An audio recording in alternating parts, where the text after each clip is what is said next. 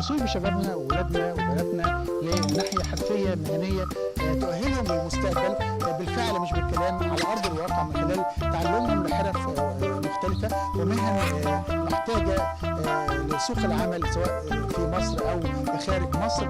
هنعرف تفاصيل اكثر من خلال لقاء الاستاذ محمد غباره مدير عام مراكز التدريب في محافظات الاقليم الشمالي الاسكندريه والبحيره ومطروح. مرحبا يا استاذ محمد. يا حضرتك هو بس توضيح بس، هو مدير عام العلاقات العامه لمحافظه الاسكندريه ومرسى مطروح ومحافظه البحيره ان شاء الله. جميل. مدير عام العلاقات العامه يعني حضرتك ملم بكل اللي بيحصل على المراكز المختلفه في المحافظات الثلاثه. تقييمك للتجربه بعد سنين طويله من الخبره واللي ممكن تكون اديته لاولادنا من الناحيه الحرفيه. هو طبعا التقييم الاول ان الشاب مش مقبل على المركز، المراكز التدريب مفتوحه ابوابها، لكن الشباب بصفه عامه مش مقبلين على مراكز التدريب رغم ان فيها كل الامكانيات المتاحه لتحويله ولتدريبه ولتشغيله. الكلام ده معلش عفوا يعني نتيجه عدم معرفه بالمراكز اللي احنا محتاجين توعيه اكتر، ولا هو يعني مستسهل العمليه ومنتظر لسه الوظيفه والحاجات دي؟ هو طبعا جهاز التدريب بيصرف خامات ويصرف حوافز ماديه، ممكن يطلع مثلا في حدود 10 جنيه في اليوم، بيدي مقابل بيديله لبس، بيديله شهاده خبره معتمده، بيحاول كمان ان هو بيسكنه في وظيفه بالعلاقات الشخصيه والاتصالات بالشركات وكده، يعني ففي فرصته كويسه. لكن الطالب بيجي لي من بره هو مش عايز يتعلم، بيقول لك لا انا عايز اخد 1000 جنيه او 2000 جنيه، عايز مرتب، لكن الدوله مش هتديله مرتب وهو لسه بيتعلم، هو ابيض اصلا ما عندوش حاجه وما عندوش خبره في حاجه. احنا بنجيبه في مركز تدريب، ما بنجيبوش زي المدرسه مثلا نقول له مجموعك هيدخلك قسم تجاره، مجموعك هيدخلك قسم كذا زي الصنايع، لا احنا بنيجي بنقول له عندك الاقسام ال10 المتاحه عندنا، الكهرباء، السباكه، النجاره، الاقسام المعماريه المتاحه في المراكز، وبنقول له اختار القسم اللي انت عايزه. هو بيخش بيقول انا ميولي في قسم كهرباء، يبدا يختار قسم الكهرباء بيتعلم فيه بنفسه لان هو اللي اختاره وبيدي فيه احسن ما احنا اللي نوجهه عليه. ويطلع بره بعد ما بيتعلم من عندي، المفروض ان هو خد من عندي زي 50% من قوه العمل او من الصنعه، بقى 50% صنايعي، مش هطلعه صنايعي كامل لان هو لسه كان بيتدرب، رغم ان التدريب عنده يعتبر الفتره الاكبر عملي. فترة النظر دي تعتبر حاجة بسيطة، شرح محتاجين العملي بالظبط، فيعتبر ال3 شهور عندي في التدريب فعلا عملي. بيطلع بره مع صنايعي جنب منه بيشتغل معاه، بياخد حوالي 25% من قوة العمل، بقى يعني يعتبر 3/4 صنايعي.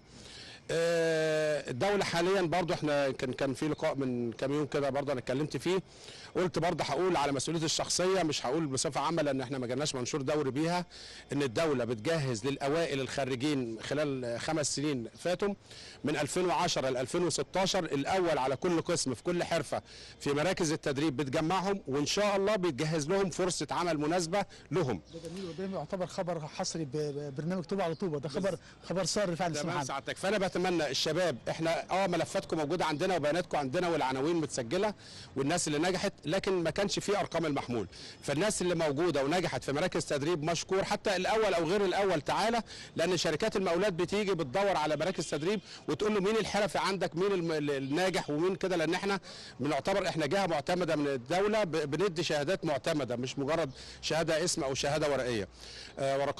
فيتوجه لمركز تدريب بس يسيب بياناته او يستكمل بياناته ويدينا رقم تليفونه، بحيث لما تيجي الفرصه المناسبه ما نتوهش وندور عليه مش لاقيينه.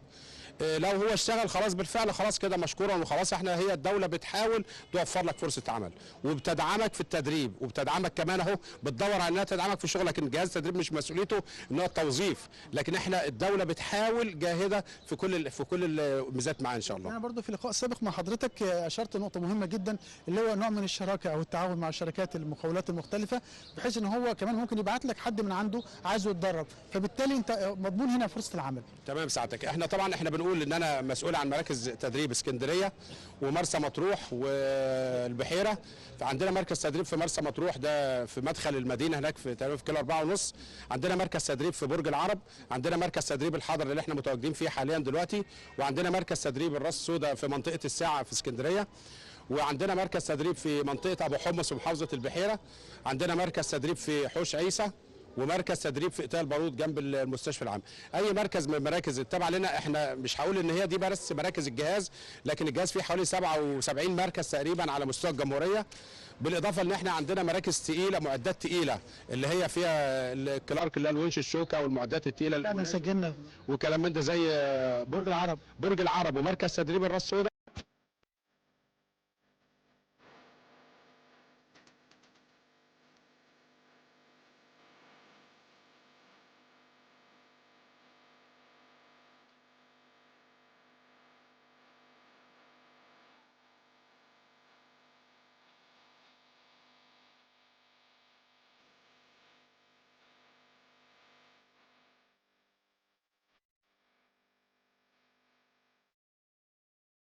انتهت حلقتنا، لكن ما انتهتش ابدا، وعدنا ان احنا في كل مره بنبحث مع حضراتكم على فرص عمل حقيقيه، فرص عمل بتدعو للتدريب الفعلي على ارض الواقع من خلال كل مراكز التدريب على ارض الاسكندريه والبحيره ومطروح. الاسبوع اللي جاي وقبل نص ساعه من دلوقتي بيتجدد اللقاء.